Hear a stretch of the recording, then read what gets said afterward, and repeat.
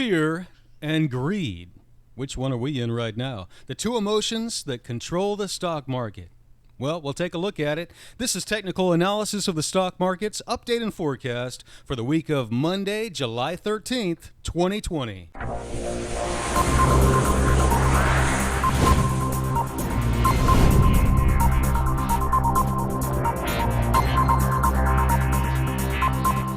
Hello traders, I'm Richard Graham. We're going to take a look at the S&P 500. This is the daily chart. Each candle equals 1 day of trading action. And I like to start with the big picture and then drill down to the smaller time frames because it gives us a better picture about where we're at this time. We had this big, fast move to the downside in March, lasted about a month. We lost about a third of the stock market's value, and we recovered about 78% of that value, hit a key Fibonacci retracement level right here. And this was on a big jobs report where we got back 2.2 million new jobs. But after that, we had a big sell-off, a gap down, and we erased a lot of days to the upside. And we've been kind of bouncing around in this range ever since. And this was back on June 11th. So it's been about a month, and we're coiling up. And we're expecting to see a big move now, either to the upside or the downside from here. Now, the bullish case, I guess I could start with, is that if we drill down, let's go ahead and get into the 4-hour chart, and we can get a little bit closer. The bullish case is that we are in an uptrend, right? We had this higher high, we had a lower low, we had a lower high, but then we had a lower high and a higher high. So now we've gone from being bearish to being bullish. Now, on the bearish side, we are below this upward sloping trend line, right? That's not good. We hit it in April, we hit it in May, we hit it in June, we bounced up halfway in back into this upward sloping channel, and now we've pierced right back down to the south side, and we try to get above it. That is for the bearish case, right? Now, for the bullish side, we're sitting above the major moving averages on both the daily chart and the 4-hour chart. This is the 50 moving average in purple. And we've actually broken through this trend line you see that I've drawn here. So that's bullish on the short term, bearish on the daily, bullish on the 4-hour chart. So we're going to have to see what happens this week. But one thing that I see is interesting is we got up and hit this area around July 6th, and we did the same thing on Friday, July 10th. And this area is hitting up against the bottom part of this island reversal that we had in early to mid-June, where we got up here on this jobs report and we just sat here for a while, and then we gapped down really hard to the bottom of that channel again, and then we've been bouncing around, never even got up into the middle of that upward sloping channel again after that. But we're still trying to close this gap, right? Some people say we have closed it. I don't think we quite have, but regardless, we need to get above that gap before we can actually say that we're bullish again. Now, if that happens, then I would say it's definitely time to get bullish again. If that happens and we come up here, then I would like to see a retracement back to this major area of consolidation, because that's going to be an area of value and low risk where we can get in and set our stop right below there and then have it continue on to the upside. What we would want to look for is drill down to the 5-minute chart and see a reversal strategy, a continuation pattern once that happens. So we're looking for the break, the breakout, we're looking for the retest, and then we're looking for the continuation on the smaller time frame. Once you see the continuation on the smaller time frame, right around this level of 31.88 or so, that should be a good value area to get in, where you can set your stop just below this consolidation pattern here, and maybe have a 1-to-3 ratio where you're risking 1 to make 3. Now, that's the bullish scenario. Now, there's also the bearish scenario, and that might be that we would come down and pierce through this previous level we have here, where we hit a couple of times this last month, and then come back up to retest that area, and then you would want to look for an area to possibly go short. You see, this is a pretty important area right here. So you would wait for the break and then the retest of that level, and then look for a continuation area to get back in short. Of course, this is just the way that I trade. This is not financial advice, and you have to trade at your own risk using your own due diligence. Let's take an example of drilling down to find that continuation to the upside. So we knew we were in an uptrend, and we were looking for an opportunity to get back in for a 1 to 3 possible risk-reward ratio.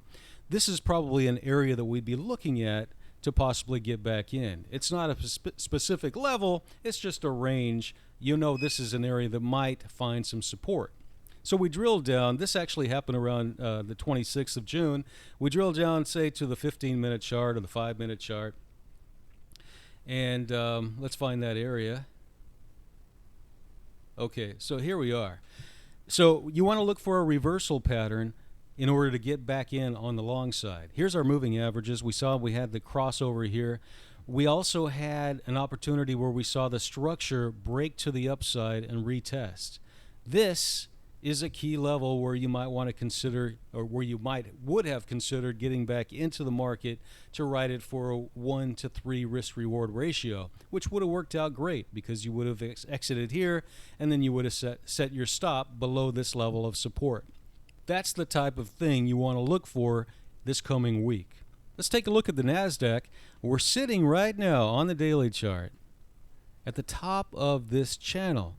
This is actually not a great area to enter the market, right? Because at this point, you'd be chasing price. So what you want to do in a situation like this is wait till we get back to some value. We have this area that broke out back on the 1st of July. And if we can get back here, I would wait and see if we can't get a continuation of that. So let's say it comes back to value, this previous area of structured support, and then we're looking for continuation at the bottom right around this 250 level. This is on the QQQ, which is the ETF fund for the Nasdaq.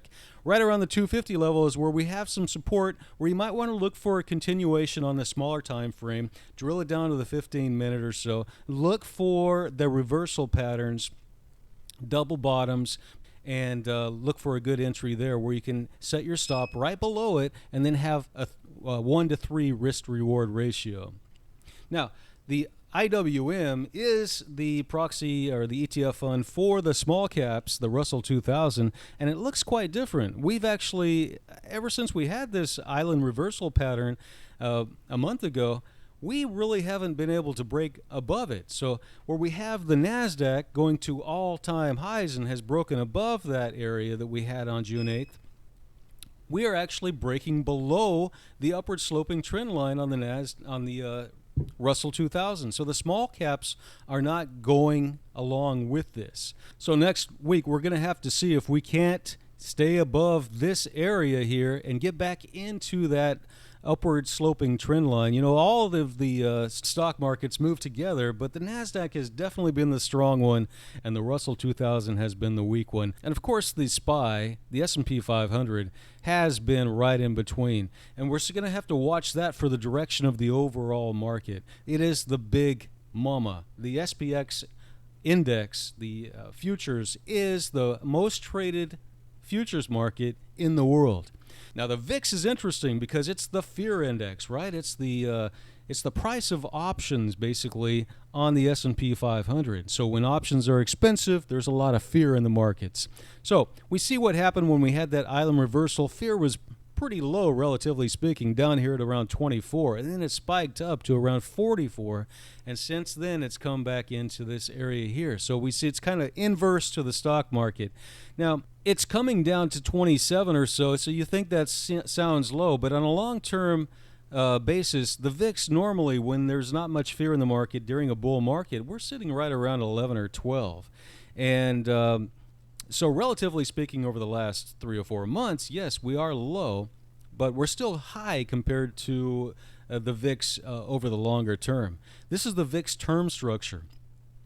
And this, what we have here is the VIX index at 27, and then we have the first month, the second month, and third and fourth, fifth, sixth, seventh, eighth, ninth month out in the futures, and they're priced slightly higher than the VIX index, which means that there is, this is called contango, when you have the futures priced higher than the actual index itself, the spot. And that is considered bullish, but they're not really too much of in contango. It's not a very steep curve. So it's actually pretty flat when you look at the numbers, 27, 28, 30. There's not a whole lot of difference there. So there's a lot of uncertainty in the market still. With the VIX being priced this high, we need the VIX to come down even more before we can really say that we're in a bullish situation here. Now let's take a look at gold. Gold is one of the darlings over the last couple of years or so. Actually, since late 2018, we have been in this gold bull market, and we're sitting above the moving averages. And I like to trade the GLD, which is the ETF fund for gold. And this is the daily chart. And you can see that here in April and May, we were in this consolidation pattern. And once we broke out of it, I was looking to get long when we came back into value. And so, give you an example here on June 26th. Let's drive down to the 15-minute chart and take a look at June 26th. All right, so we were in this consolidation pattern. When we broke out, I was looking for an opportunity to get along. So when we came back into value at around 164, that was my opportunity to get long. So I rode this all the way up with a 1-to-3 risk-reward ratio and exited when we gapped up here on July 8th.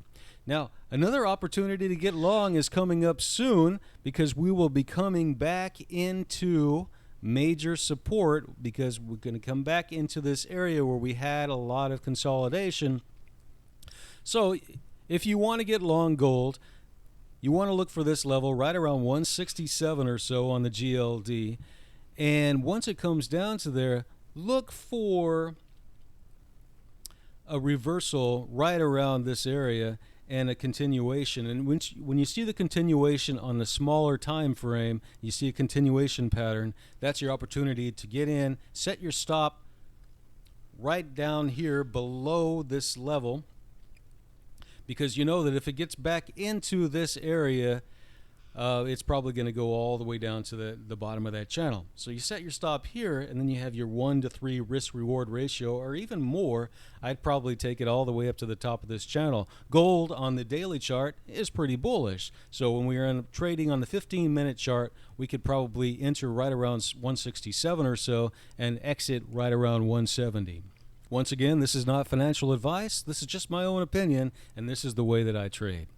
The XLF is the banking sector ETF fund, and a lot of people look at this for an indication of where the market might be heading. As you can see, it's underperforming most of the other indexes, as well as energy. It got up to this level where it retraced about 61.8% of the initial sell-off, and then it came down, and it's not participating in the rally like the rest of the stock market is. And in fact, it's back into this area of consolidation. So in order to get long the stock market, we've got to have the banking sector coming along with it, right? At least that's my opinion. So we're sitting back in this area, back below. And so once we break out of there, then that's another thing that would give us a bullish sign for the overall market.